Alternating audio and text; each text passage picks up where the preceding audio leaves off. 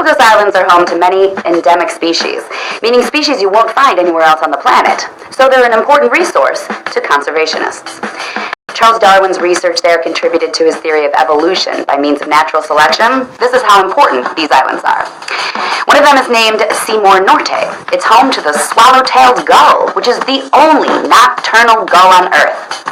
It's also home to one of the largest populations of the nesting blue-footed boobies and magnificent frigate birds. So it has its significance to scientists who want to study natural habitats that are free of human interference. Which might make you wonder, why are conservationists now flying drones over it and dropping poison bombs? Which they are. And the answer is rats. Somehow, a rat managed to swim over from a neighboring island or a shipwreck or something of the sort and multiply.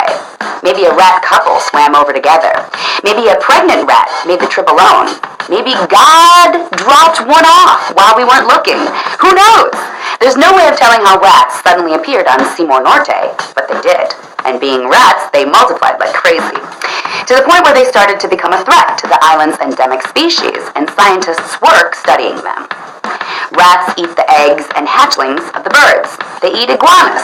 They eat insects that are major pollinators of the island. And since the wildlife on the island has never dealt with rats before, they're not scared of them. A rat comes up to them and they're like, huh? And the rat can make easy work of killing and eating them.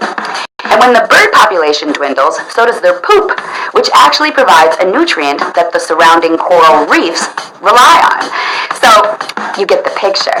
Somehow, a rat came over to this island, and now rats have completely taken over and are decimating this important scientific resource.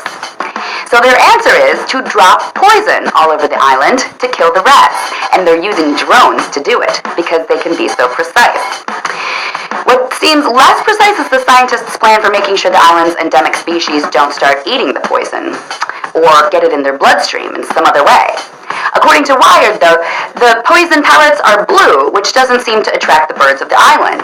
So the plan is to kill off all these rats and then get back to studying these species in their natural habitat that is supposedly free of human interference.